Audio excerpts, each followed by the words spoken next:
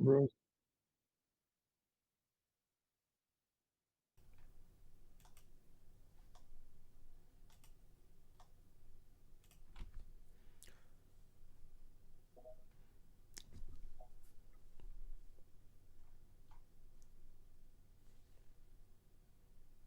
All right, welcome everyone. Thank you to everyone who showed up. Looks like we have a decent, about 30 people watching, which is really cool.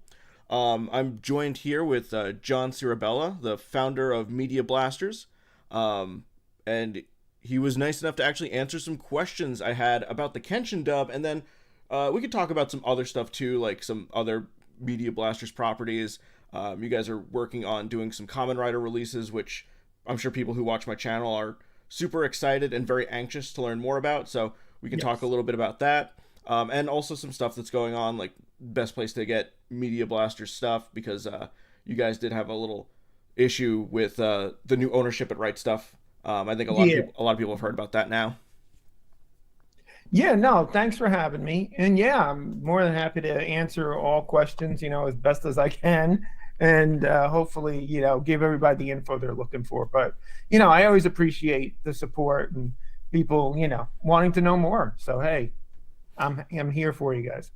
Awesome, awesome. So you, it's funny because I was just saying how I had been watching Rurouni Kenshin and I kind of just had a couple of questions about the dub, and also like the marketing and promoting and licensing of it because it is from back in the early 2000s, which is when I was getting really into anime.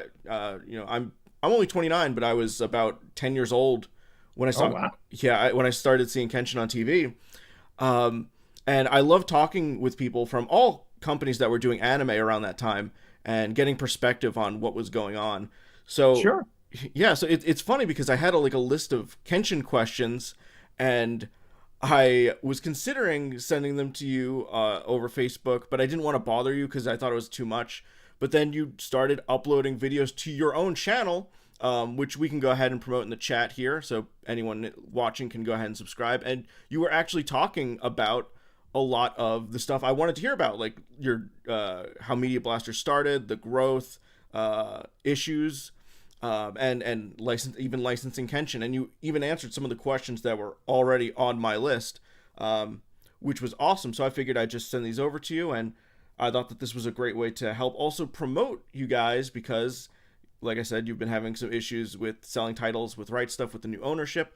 So we can direct people to the best place to pick up Media Blasters merchandise and hopefully get those Common Rider releases that, like I said, everyone on my channel is probably very excited for. Yes. So, first, I actually wanted to just cover some stuff that I already know now because you answered it on your channel. But can you tell us about like the start of Media Blasters? Yeah, I mean, the start of Media Blasters goes way back. I mean, it goes back to when the anime market was, if there wasn't even really a market, but it goes all the way back to basically conventions. Conventions and me, that's how I kind of found a lot of stuff in the early days. And I was more of a Star Trek fan back then. I didn't really know much about anime or anything. I went to a couple Star Trek conventions. I met this person by the name of Bruno. If you've been to conventions, you would know he was the guy who they all wore black shirts and black pants, and he would, sell VHS tapes subtitled of some of this stuff. He would go to Japan, buy the laser discs, and he would get them from people, or sometimes they were just raw, didn't even have subtitles on it. And he was selling some stuff, and I was trying to sell. I actually that year decided to try to sell some games, and I always wanted to be a computer programmer and doing programming. And what happened was he gave me Bubblegum Crisis, and I think I bought Rom the One Half. He had a copy of. So I bought those two, and I thought, wow. Oh, yeah, and also Project A-ko. I thought, wow, these were pretty amazing. But what it was I didn't even think. I just was like, wow, they have a very game feel. I like to look at the characters. And I said, let me try to contact these companies. When you're young, you don't know what you can't do. And I was like, let me try and contact them and see if they would be interested in maybe licensing a game, like trying to give me the rights to do a game. And I found them. I found CPM, I found Viz, I found, well, the first two I found was CPM and I found Robert Woodhead. I was kind of impressed with Robert because I remembered him from Wizardry. I don't know if people know, but he made the game Wizardry. So I kind of was like, wow, you know, and yeah, I said I want to do something, and they gave me that. What happened was I got Bubblegum Crisis and I got ACO, and lo and behold, it wasn't exactly what I thought it would be. And you know, I eventually wound up making a screensaver, whatever. They did pretty well. I was with CPM at that time. We licensed Slayers, we licensed Inoki from Inoki Films, we licensed Slayers, we licensed Zenki, we licensed Miku. And I said, you know what? We can't really do anything. We were young. We didn't have much money. So I said, I just want to do games. And the guy at CPM, he said, okay, you know, why don't we just take your stuff? You can make games and we'll work with you guys. And I basically gave the keys to them. And I learned more and more about anime. We tried to do games, GT Interactive. We tried to do something with the Marvel stuff, and it didn't really work out so well. The relationship didn't really. We had difference of opinions, and that's when I went off and I started MediaBlasters. MediaBlasters, I was hoping would do. I kind of gave up on the games at that point. I said, you know, let's focus on this anime and focus on Japanese, but I want to do more than just the anime. I saw these live action movies and I said, you know, and we found Zero Woman, we found Samurai Armageddon, and we kind of licensed those, and we got very lucky that Zero Woman got into Blockbuster, and that was kind of the beginning of MediaBlasters. Yeah, that's funny because I only found out about Robert Woodhead being the creator of Wizardry very recently. He was posting or it may have been some game designer on Twitter was posting pictures of him with Robert Woodhead, and I was like, is that the Robert Woodhead who from Animego? And yeah, I didn't even know he did video games. Yeah, I knew him because of Wizardry was one of my favorite games. And what happened was in the very early days, like I said, I always did conventions, and I met him at Anime Week in Atlanta. It was so small back then, Anime Weekend in Atlanta. And I met him and we had like a dinner, and yeah, I mean, the guy is just, you could tell, I mean, he's from that era where he knows everything about Macs and stuff. I mean, the guy was in it so early and he was into the hardware and everything. He's pretty brilliant at that stuff. And you know, he did the game, and yeah, in fact, in the game, the final monster you meet is named Tobear. Yeah, and if you spell it backward, that's his name, Robert, backwards. Trebor. Yeah, Trebor.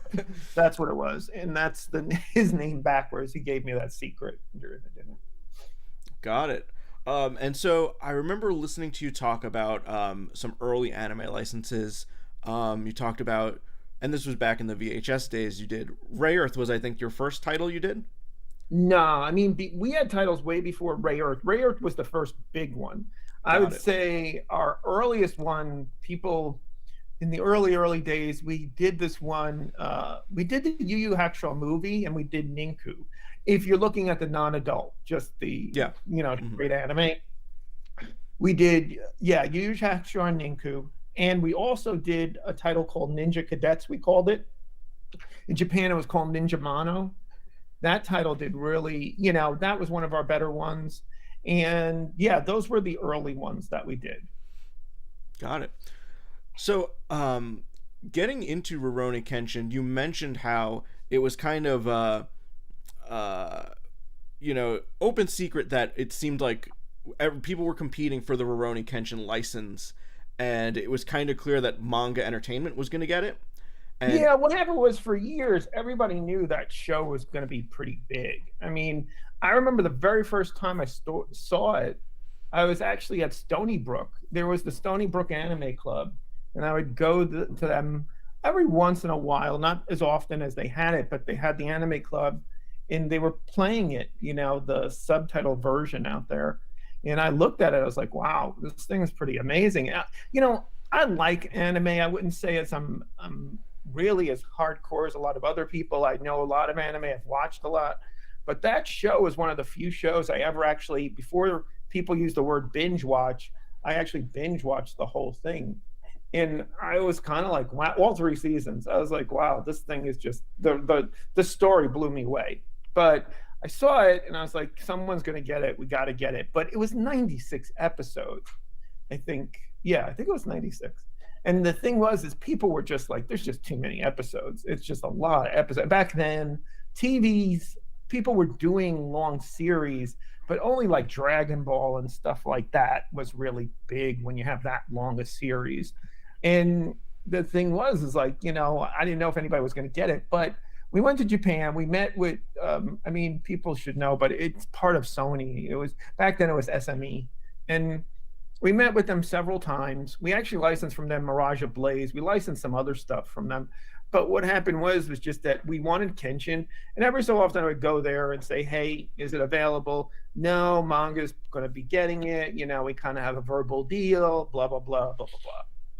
And it's like, okay, okay. Then I go there again, like we usually do. We used to be like once or twice a year. And out of nowhere, the guy says, yeah, the deal kind of fell through. For whatever reasons, they couldn't close it for whatever the reasons were at that time. And there's like, it's available. And I was like, really? But everybody was kind of like, that number of episodes, how can it, it's just going to be so much money. And it was actually way above. That was a really expensive series. But the thing was, I just signed the paper and said, yeah, let's go for it. It's a crazy amount of money, but I was able to get Sony to give us the first few episodes with one of the first or two payments. I think it was the first 5. And we did all the work and we released the first one to help pay for and keep going.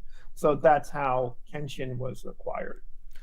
Do you know anything about the dub prior to your dub? Because I discovered that there's a dub that Sony commissioned, I believe also using Bang Zoom, which is funny because it's similar voice actors but like mismatched roles.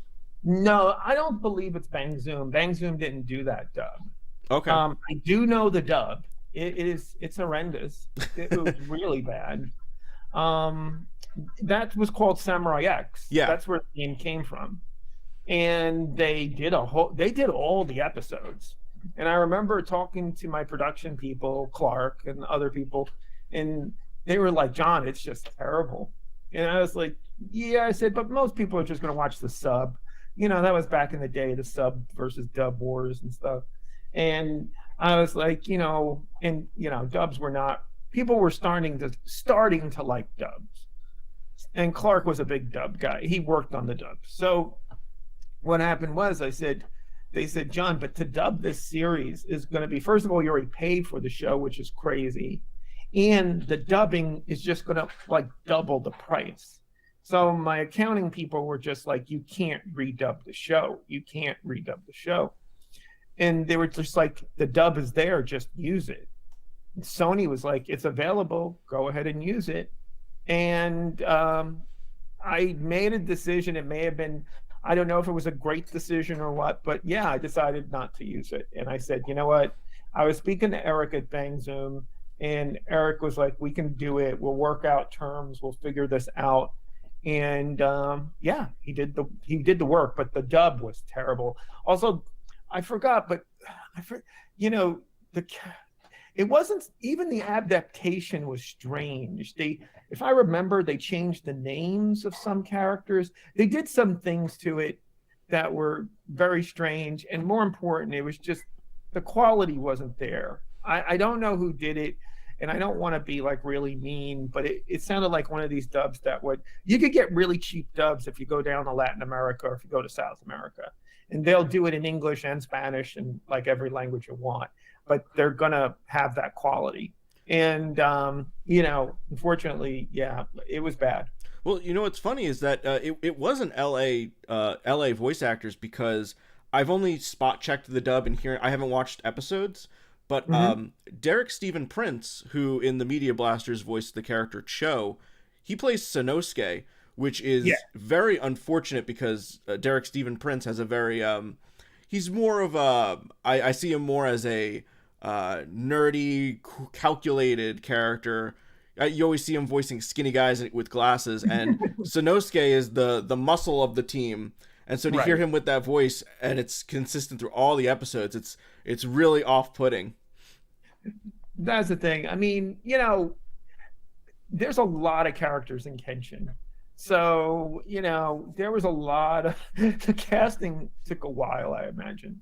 So that's the thing. I mean, Clark and Bang Zoom worked on it together, but they have, they luckily Bang Zoom is in that LA area, so he has a pretty good pool to pick from.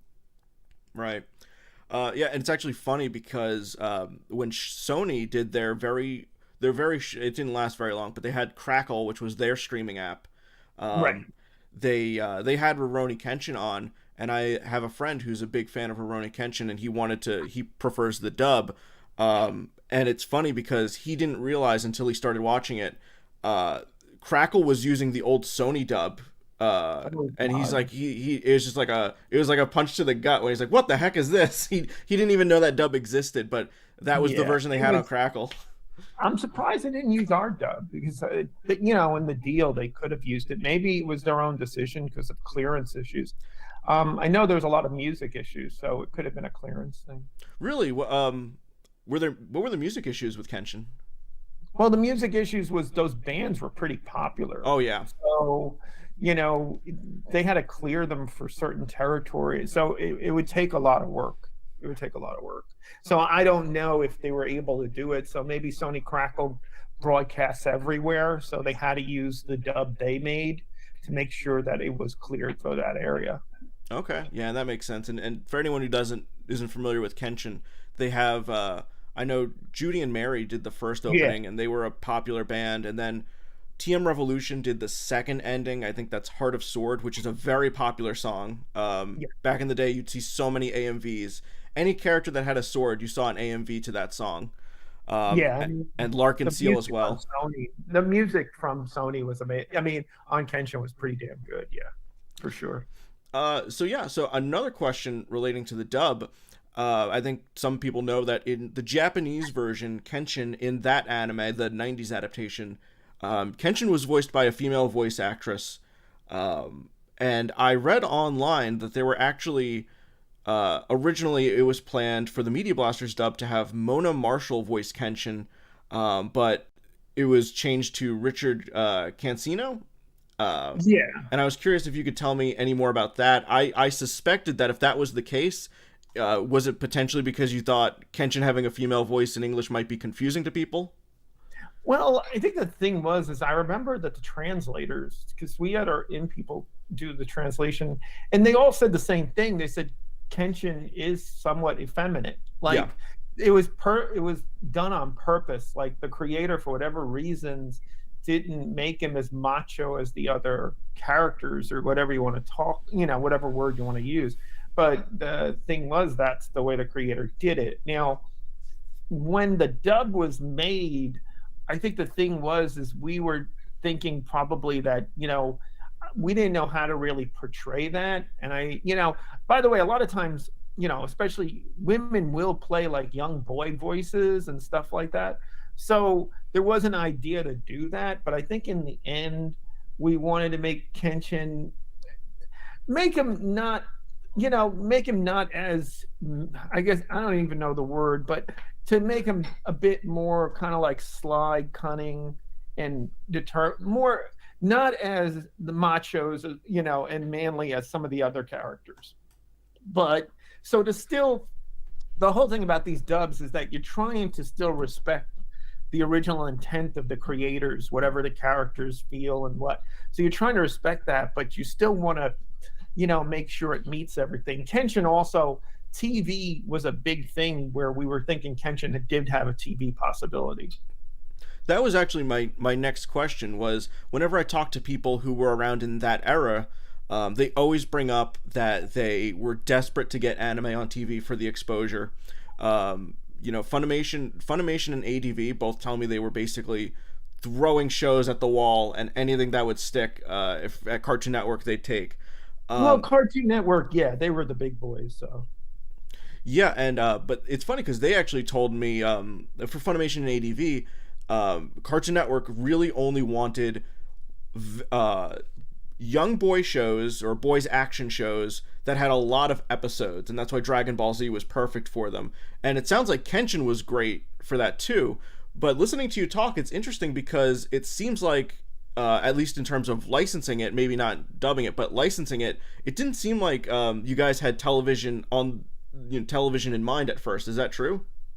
Yeah, it's very true because the thing was we didn't have the rights. When I licensed Kenshin, the funny thing was that maybe that's the thing that stopped manga, but the whole thing was that they couldn't give me TV. So I only had home video. So what happened was Sony retained TV. So what they said was like, and I thought, with Sony, they're dealing with shows like Seinfeld and stuff like that. So for them, it's like, what's this Kenshin stuff? Because it wasn't even just that they retained TV. I remember talking to the Japanese side. They're like, well, it's with the American, so it was the American side of Sony that controlled it. So what happened was, and I'm not trying to be boastful, but I just got lucky where I knew the person at Cartoon Network, and she knew Kenshin was big, and she would ask me every once in a while for advice on other stuff. I remember, forgot what it was, maybe it was Bleach or one of the shows she was asking me, and then I said Kenshin, yeah, it's a natural. So what happened was that we had dinner and we did a couple things, and I said, yeah, I have Kenshin, I have the dub, but unfortunately I don't have the rights. And I said you could talk to the American side. And she did not want to, because the deal I was going to do with them was going to be pretty sweetheart, a really nice deal. They wouldn't have to do much in terms of dollars and stuff. So, but what happened was the American side was, I think they were reissuing Seinfeld, if I remember, like the guy from it. And then I think it's part of, so Cartoon Network, then they wanted Kenshin and they brought it up with him. And I spoke with him for literally like not even a minute on the phone. The guy just didn't want to hear my voice or who I was. He's just like, I'll handle it. Click. And that was it. And he closed the deal. So whatever he did, because he had the power over there, he closed the deal with Cartoon Network. And lo and behold, I hear from her, yeah, it's going on the air. But the thing was, she wasn't really happy with me because she wanted to close the deal with me. It would have been a lot easier. Okay. So that was it, and got on the air at that was a big thing. I mean, being on Toonami was huge. Kenshin was already huge. You didn't need to I didn't really need it for my home video. I mean, on that end, we were selling a gazillion copies. I mean, it's like Invader Zim sold tons, but the thing is that there's only how many episodes, and there's 3 DVDs. Kenshin is 96 episodes. So even like the end, even the last season that everyone says, oh, the Christian side, it's not as good. Trust me, it's better than most shows out there. So it's, the thing was that we still sold tons. You didn't need the Cartoon Network, but once you had that, it even pushed it even higher. So it was kind of, that was, you asked me, I think I remember you saying something about tentpole. Yeah, that was a tentpole title. Got it. So by the time you closed the deal, had Kenshin's English dub been completed, or were you still in the process of dubbing it? And then added to that question, were there script changes done with knowing that it would air on Cartoon Network in mind? Well, what would happen is I think we did the first 2 seasons. I forgot what it was. It was like 1 season or 2, but we were ahead, and they only needed like 1 season. But yes, what happened was it then went to the Cartoon Network people. The Cartoon Network people would make adjustments or ask us for adjustments, and then it would go back to Bang Zoom. And because Bang Zoom was still working on the show, they would just keep making whatever changes they felt they needed. Got it. Because there was one specific thing I mentioned where in the Japanese, it's very common to insult Kenshin because he's so effeminate, to call him queer. And a lot of those insults I noticed didn't make it into the dub. It pops up a couple times, and I imagine the version aired on Cartoon Network probably glossed over those scenes. Yeah, it's a big show and there's a lot of people watching it. So some of it did and didn't make it. And back at that time, calling a person that or doing that, would have been definitely raises more eyebrows. I think in today's market, I don't know if it would have, I think more of it would have got through. Got it. I looking into some of Media Blaster's licensing, I noticed that there was an article about you when you licensed the Berserk anime, the '90s Berserk anime, and maybe I'm misquoting this, but you essentially said that this is kind of unrelated to Kenshin, but you said that licensing the 24 episodes of Berserk actually cost more than Rurouni Kenshin. Is that true? It close to the same, which I really I really felt really stupid about. But that's meaning that Berserk, I knew everyone in our office, they, especially the salespeople and even our one of the person who I dealt with on the art side loved Berserk. It wasn't just like a TV show. It was like a way of life. I don't know how else to describe it, but it was like a religion. So Berserk was this like, thing. Why I regret it was that in the very, very early days of anime, when Media Blaster first started, my acquisition person, it was me and her and I think one other person, and she knew the person at the publishing company, which was a TV company.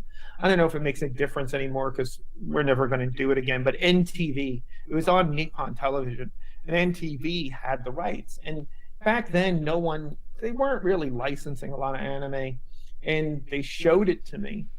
And we both looked at it, but they were actually even criticizing it, saying, yeah, look, there's no animation, it's just still frames. See, they're just, And I was like, yeah, but I didn't know the show, and I didn't know the popularity of the show then, and I could have got it then for like nothing. Oh wow. Yeah, and it's funny. I was so shocked to hear how expensive it was because Kenshin seems like at that time so easily marketable. It's that young boy action demographic, and then a bunch of episodes, which makes it perfect for Cartoon Network. Whereas Berserk, nowadays, that Berserk anime is looked back on as like a masterpiece because it's the only time we got to see Miura's art done in traditional hand-drawn animation with cells and everything. Nowadays, whenever they do a Berserk thing, it's always CG, which people, It was just that why we knew it was going to be so big was, I don't know if the Berserk manga was then, but the other thing too was just, it was just perfect for our audience. Media Blasters always did the stuff that was edgy. Back then, not too many companies did edgy. And we were kind of like, I used to call us the black sheep of anime or what, was that we always did edgy. We did yaoi, we did this, we did that. So we kind of went to places maybe other companies at that time really weren't doing too much of.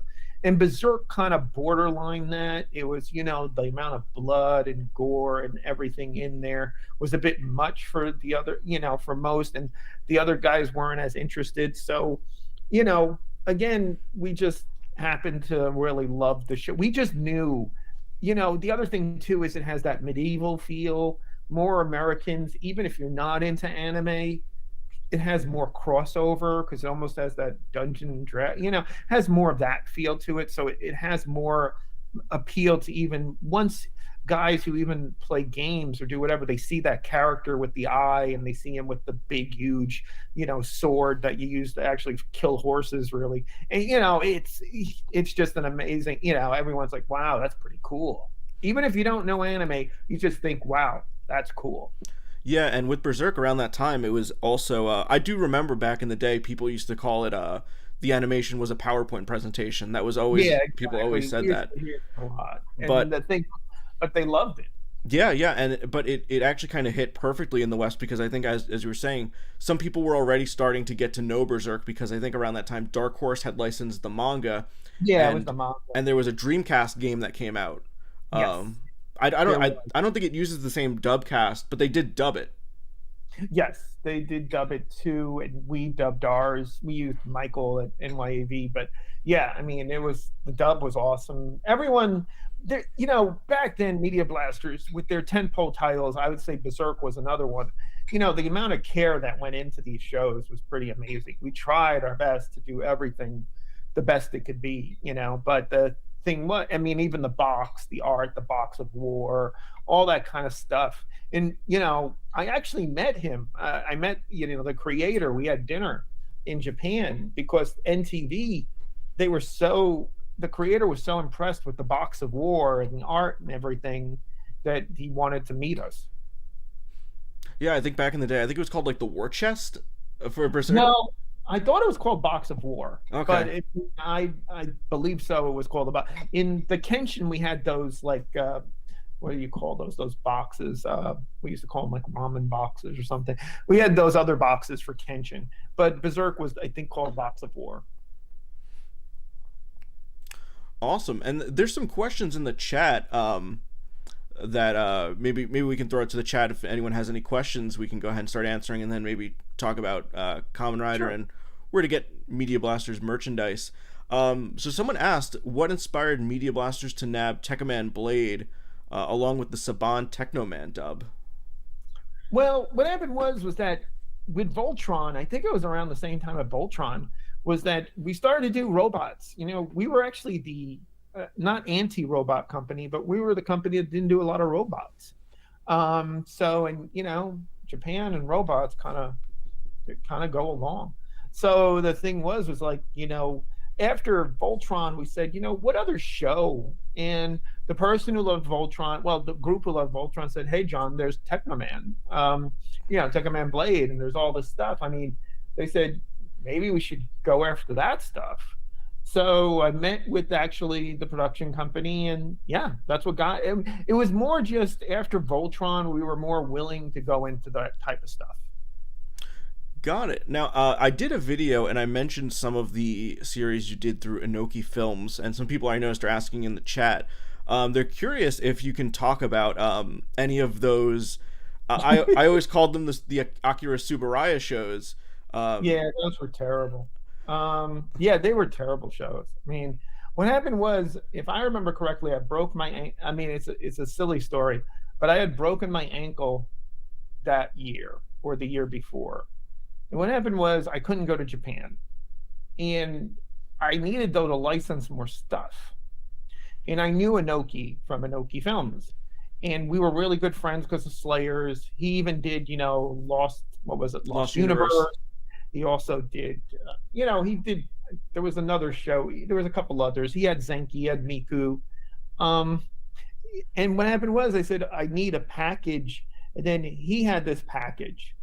And I was like, okay, we'll do it. Go ahead. I know him for years, and we licensed like all those series: Cosmo Warrior Zero, Genma Wars. What other ones? The Mattel. Maytel Legend and Maytel Gun Legend, Frontier. Gun Frontier, and some of our guys were happy about it because they loved the authors of those shows, like Go Nagai, Leiji Matsumoto, whatever. And I was like, okay, that's fine.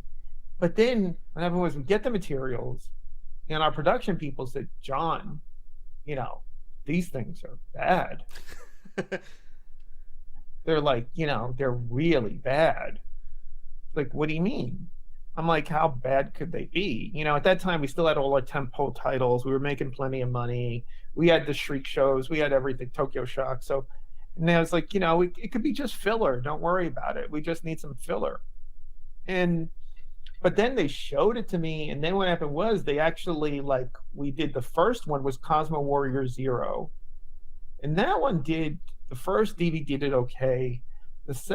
But not good. And then the second one did much worse. And then we got to Genma, and then I finally looked at them, and I was just like, what the hell is going on? So then what happened was like, I call Inoki, my acquisition person calls Inoki, and let's just say I don't want to get into trouble or anything, but the whole thing was it's not his fault. It's not the creator's fault. It really came down to budget.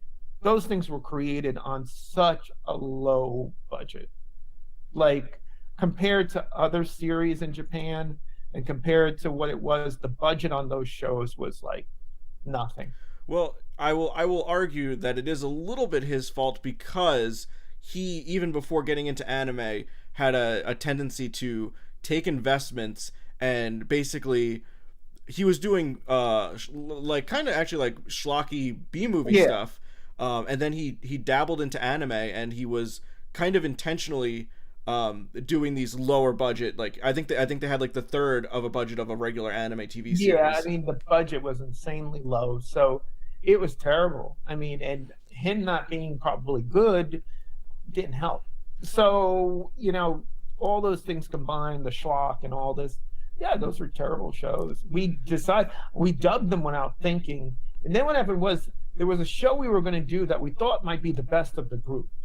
It was the one from Go Nagai, and it was Demon Lord the Dante.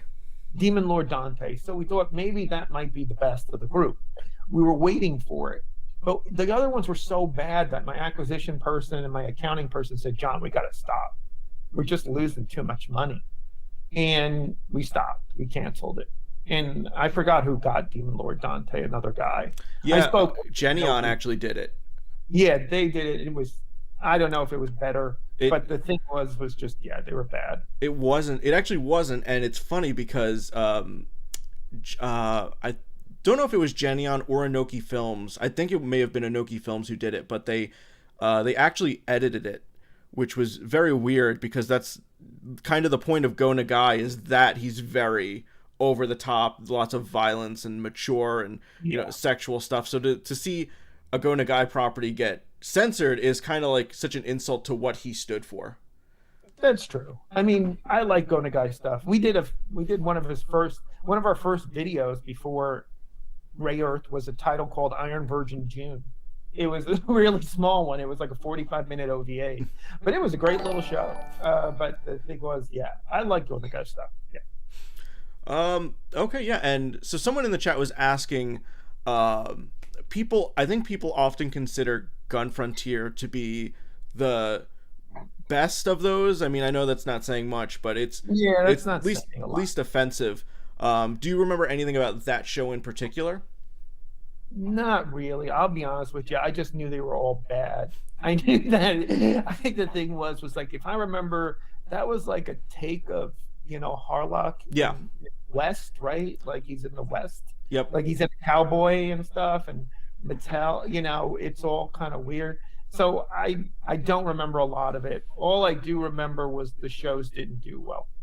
I'll be honest. The shows did not do well. Those were shows I never really watched. Never really watched them. Got it. And I'm pretty sure it was Inoki Films, but all the censoring, because even the version Media Blasters put out had censoring in it, and I'm assuming that you guys didn't do that. No, we didn't do it. Whatever we got, we ran with. I mean, Media Blasters, if you know us well, we're not a censoring kind of company. That's what I figured. Yeah. We really don't censor unless forced to. Meaning, like, hey, we're Blockbuster. We're going to pick up 10,000 units, but you got to change this. Then we may change something. Otherwise, yeah, we don't censor much. Did someone in the chat was asking? Did you guys dabbled in licensing manga? We did very little. What happened was it was kind of like the trend. It was kind of the cool thing to do. All the kids on the block were doing it, so we dabbled in it. We did terrible with it. We figured we'd try to do stuff like titles we have, like Aiken. We did this one, Pilgrim Jaeger. We did another one. We had a crazy title. This title was insane. Was Apocalypse Zero. Oh God! If you ever saw the animation. Oh yeah, yeah. Insane. That title, I don't know what was in the mind of that guy, but it was and it was a manga, so we thought that should do okay. Apocalypse Zero did pretty well, but it was so out there, it didn't really do as well as we thought it could, but it did really well still. But yeah, it was just that stuff just didn't move. Actually, out of all the ones we did, the Yaoi was the best. Yaoi in general outdid all the others.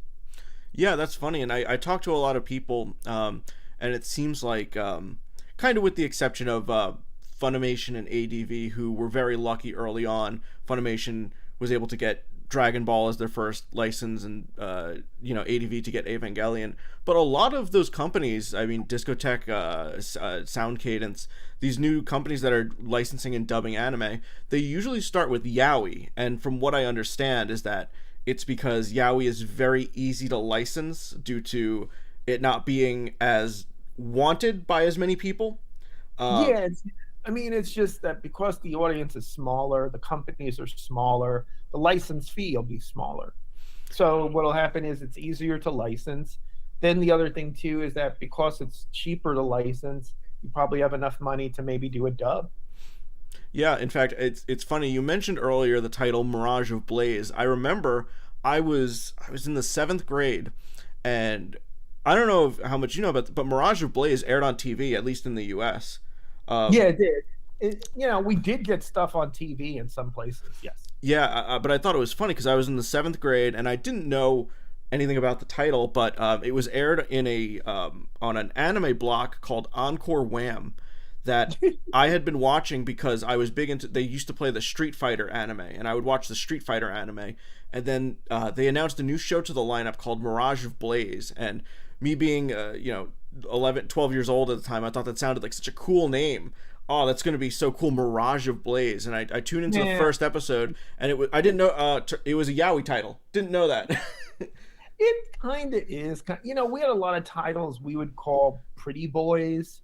They may get close, but it's nothing graphic. Yeah. To me, Oh yeah, yeah. it's always more, graphic. But the thing was like there was that whole stage where we did like Suki Show and we did Mirage Blaze and we thought Night Hunters was kind of like the first one. And, we kind of noticed Night Hunters did well, Mirage did okay. But then it was just this like slice of life pretty boy stuff. And those fell into that category. And, we did okay with Mirage of Blaze, but back then anime was so expensive to license that even a show that did well maybe didn't like do that well profit wise. It made money, but not like a ton. So that was during really when people call about the bubble and that's when the prices went through the roof. Awesome. So we're getting a couple super chats where people are sending in their questions. The first one was actually about the ETA on Kamen Rider, and I want to save that because we're going to talk about that a little bit in just a little bit. So I'm going to save that for now. Someone asked if you can give any kind of insight into the English dub of Bible Black. Oh God. Well, that one. I mean, I'll try to make it short. Is that Bible Black? Yeah, we did get a company. I don't know if they want to be known for it, so I won't mention their name. But they did other dubs for us, and they had. The problem was that once they saw the material and what they said, we'll dub it, but our problem is we can't find any voice actors to do it. Nobody really wanted to do it. So what happened was they said, and they do a lot of stuff for Latin America. So what happened was they said, hey, we have actresses down in Latin America, we have these or whatever, but the problem is, they're going to have an accent. So we kind of said, okay, whatever. We thought it would make it even wackier. So we had them do it. That was the only company even willing to touch it. That's funny. That actually explains a lot. Because I remember discovering that dub when I was young, and I'd never heard an anime dub that sounded like that. Yes. And there was one one voice actress who did a lot of characters. But this woman, I wasn't there, according to the director, was really professional. And she brought all her toys with her to make sure to make all the sounds. They said it was really interesting in the studio or whatever. So Well, I'm gonna try to track her down, and she might be my next interview on this channel. But someone asked, and you talked a little bit about this on your channel, actually. So I posted it in the chat earlier, guys. I'll post it again just because I know the chat's moving a bunch. But people really want to know about GaoGaiGar, and I know that you mentioned that was like something that was fans were begging for it, and then it kind of. Yeah, it was a 10-pole. We were hoping that was going to be a 10-pole title. think it's called a hero show or whatever. King I of the don't know. Braves. Yeah, Brave show. Yeah, Brave. And the thing was like it was really like a couple people, a few people, all our biggest hits were because people in the office or people who watch anime, said, yeah, that's a great show and they loved it and they pushed for it. And GaoGaiGar had that. And everyone who saw the show said, yeah, that's a great show, great story, great animation. We got to get that show, John. It was after Voltron. And we were like, okay, this show should be huge for us. We were thinking based upon the shows we were going to and everything like that. But what happened was we get the show and we dub it and we're doing everything and we paid a pretty penny for it. We release it and it just didn't move. I mean, the hardcore people bought it, but outside of that, we did not get that many people to buy the rest. So we were really, and this at that time was when things were starting to get bad, everything like that. So unfortunately, that title actually kind of, hurt us a bit more. That was not a good thing. So we stopped the dub in the middle. We had all that. I think we dubbed the first season, but didn't dub the second. It was, I remember we dubbed the yellow box, but not the green box, or the other way around. But whatever it was, it just didn't work. So that was it. Gotcha. Yeah, and it seems like it's one of those series, and these series come along where the fans are so vocal about it, but then you realize once the show comes out that it's a very very vocal minority. I always tell people Saint Seiya is a show in the West that people are always begging for Saint Seiya. They always want to see more Saint Seiya stuff, and I mean every time it gets released over here, it fails. Yeah. It's been. I knew a couple of guys who were big Saint Seiya fans in our office, and they would bring that show up to me, and I was like, maybe another time. Well, you made the right decision because no one can sell Saint Seiya in the United States. Yeah, there was a few of those type of shows. I remember Legend of the Galactic Hero. Those, yeah, we were just like, nah, I don't think so. Really, you had the opportunity to potentially license Legend of the Galactic Heroes?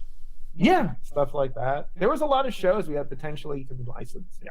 Were there? I mean, back then, we were meeting everyone. Now, don't get me wrong; it was a huge competition. Everyone, it was huge. So, I mean, not like we were the only one in the room. But the thing is, other companies. But we had potential to license some of those shows. Yeah. Are there any like anime that are like big now, but you had the potential to license at the time, but didn't think that it would do well, and you kind of passed over it? Is there anything we passed on? If we passed on it, it was more of a price thing than anything else. Like we could have done the Mezzo 4-day TV series, but the thing was like at that time we licensed 12 Kingdoms. And we licensed another show that we paid a ton of money for. Oh, it was On My Goddess. Those two shows. And then there was the guy who did the Mezzo OVA, the company, they knew us and they said, why don't you help us? And you could invest in the Mezzo TV series. They actually wanted investment. And I couldn't do it. So I kind of passed the info on to John at that time was AD Vision. But I kind of said, if you guys want to work together, because they were bigger than us. I mean, they had more money, more resources. So I said, if you want to, I said, we could really just afford these two shows right now. Someone asked if there's any stories about the Toho Tokusatsu films you licensed in the 2000s. And now I didn't remember, you mentioned you had a really interesting story about GABA, where you had a huge lawsuit over that. Yeah, well, it was huge to us back then. It was a weird one where basically what happened was when we did GAPPA, there was sub tapes and dub tapes back then. That was the time where new Godzilla was coming out. Everybody wanted them. So we did a Rubber Monster movie. We did GAPPA. My friend knew Nikatsu, and that was the only Rubber Monster movie they had. And we said, okay, let's release this. And what happened was the guy who did the production, there was only a few of us, we thought, I can't just blame him, is that, who's going to buy the sub tape other than adults or collectors? So we put other trailers on there. And at that time, we put Samurai Armageddon, and that was kind of a racy trailer. Um, so what happened was we said, hey, you know, um, that we sent it out, and then lo and behold, I get a call from Tower, and they're like, yeah, we got a complaint, and the person has a lawsuit that their child somehow got the tape and has been harmed by it.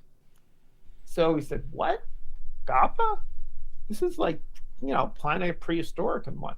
So what happened was that the grandfather bought it for the grandson, not knowing subtitle. The grandson saw the trailer, or I guess the parents did, but they claimed the kid was traumatized or something, and that he wasn't doing good in school anymore. It was weird. More like it's like a 1 minute trailer, and the thing, or 90-second trailer. I'm like, what? From a 90-second trailer? And then but the problem was that they got a lawyer to work on it for free, pro bono, thinking he was going to make money on this, and we had to protect ourselves and Tower. So at that time, it cost us like 50 grand or something like that, and that was huge money for us back then. We were able to work it out, and it was in California, but it was not good. Were there any stories about licensing, like Toho specific stuff, like Godzilla? Anything with Godzilla? I see someone mentioned Megalon and Destroy All Monsters. I mean, we have this we have a relationship with Toho where we work with them, but Toho can be very difficult at times. Of all the publishers, Toho can be, but for us, we had good and bad. There were years where we had a great relationship, and we got Matango, we got Mysterians, we got whatever, and then we got Godzilla versus Megalon, and the relationship didn't go as well, because what happened was, the story goes, I was going to make this into another one, but the story goes like this, because nobody's asked me this, and I have to be honest, I got to get off in probably another 10 minutes. I'm old and I'll fall asleep, but I'll make this one quick. Is that what happened was Godzilla versus Megalon, I don't know if people know this, but there's two versions of the DVD. There's actually a version of the DVD that had all the extras, and there was the bare bones one. What happened was, our people loved Godzilla versus Megalon so much, we did a ton of extras, and we put out with that, and we thought it was going to be pretty easy to get approval, be able to do everything. That was not the case. Toho was not happy about the extras. They didn't approve them all. They said, you're not allowed to use it, but we wound up having to settle with them because a version went out they didn't approve. And we've never had this happen with any other publisher that didn't approve. So it was bad. We had to fix the situation, but the whole fixing was basically get rid of that version, and the only version we could come out with was what we called the bare bones. Got it. Someone asked, and I think I can just answer this real quick, and then you can just confirm if that's the case. It says someone asked, MediaBlasters licensed Bakuman for in early 2010, and they wanted to know why the releases stopped, because I think that dub only lasted for about 7 episodes, and that was just that it wasn't selling very well. That's another GaoGaiGar. And basically that with Bakuman, it was just, it was one of those shows where we thought it was from the guy who did Death Note. And we said, okay, and it's about a manga thing. We thought, okay, this thing's should do pretty well. He's a good creator, whatever. And we thought this should do all right. No, it did not. We released the first few episodes. And by the way, at this time, this is when you bought a show based on a cover and the creator. A lot of times back then, the shows were so new, everybody wanted them so much, you would buy them unseen. So you would just have a piece of paper, you would know how many episodes they were, you would hear the story, you would know who the creator was, and you had a choice. You either bought it or another company was going to buy it. And that's what happened with Bakuman. Got it. And when you say when you buy it, you mean a company who's licensing it when they buy it? You license it. Yeah. Got it. And so someone asked, and I don't really know what they mean here, do you know about an anime with an evil blue... I think they're trying to find a lost anime from their childhood. Do you know about an anime with an evil blue princess that threatens the protagonist with a psychic union like a marriage? Psychic, That doesn't ring a bell for me. psychic unit, even blue. Nah, I'm sorry. Don't Got it. know. Well, since you have to go soon, I figure you were telling me that let's just talk about Kamen Rider real quick. I think it was three Kamen Rider movies. I think it was the Keita Amemiya ones. Are those the ones you're releasing? Yeah, Zoshin and yeah, those three. And I think J is the other one, Kamen Rider Yeah, J. Jay Zoshin. Shin. Sorry, I'm getting a little tired. No, But yeah, I got Jay you. Zoshin. Yeah, and so I have the Media Blasters storefront website on the stream here at mb-storefront.com. Um, and basically, you were saying that because of Media Blasters actually makes a lot of its income through adult sales, adult Blu-ray sales, right? Well, yeah, now we do. I mean, adult Blu-rays and adult DVDs, all that, even back in the day, like Five Black, whatever, were always very steady. They're always very good. The only thing about them, we used to say, hentai or adult videos have a ceiling, but they have no basement. What that means is that the you can release almost most adult videos and you're going to have a steady stream of sales and a steady stream, and every once in a while you'll get a hit like Bible Black, or you'll get a hit like whatever mezzo, pick a title, but one of the big ones, oh, Vampire Vixen, which is like wow. But you get those big hits once in a while, but even the big hits would never match like a tentpole title. So anime had no ceiling, but they also, but it also had, it has no ceiling. But the other thing too is it had no basement. So what I mean by that is an anime title could lose a ton of money. An adult video usually would just be steady. Got it. Yeah, so basically, I think that most people heard about Crunchyroll buying Right Stuff, and so Right Stuff is under new ownership. And Faku actually had this issue too, where the new management, they're not allowing adult titles to be sold on Right Stuff anymore. And Yeah. that hurt Media Blasters and it hurt Faku a lot. So you were even saying that it hurt you so much that you had to push back the release of the Kamen Rider films, right? Yeah. What happened was we already planned Kamen Rider for the end of the year. We kind of were thinking it was going to be a big Christmas release and all this kind of stuff. But what happened was we get this email in August after their birthday sale that, like everyone else, that Crunchyroll purchased them. So, and we get another immediate, which we didn't care. But then what happened was we get another email right after that saying, oh, yeah, by the way, we're not carrying any adult stuff. What do you want us to do with it all? So we're all kind of flabbergasted, like, what are we going to do? And the thing is like, okay, we worked it out, send it back, do whatever. The thing is that people will always want those titles. I don't think there's a problem with that. But the problem is that until we could figure out who's now, where can you go get it? Some people, believe it or not, can find some stuff through Amazon or through Robert's Anime Corner or through whatever. But doing this right before Christmas and doing it at that time really kind of, yeah, it was kind of like stole Christmas. So what happened was, with that in mind, it kind of pushed everything. So we did do pretty well Christmas and sales were okay, but we were expecting this other boost and that didn't happen. So what that does is forces us to, I figure by March, April, things will settle out. Other people will find where to buy it. They'll go to, Deep Discount. They'll go to Rob's. They'll go to MB Storefront. They'll go all over, or even buy anime wherever you go, and then the monies will all go back to normal.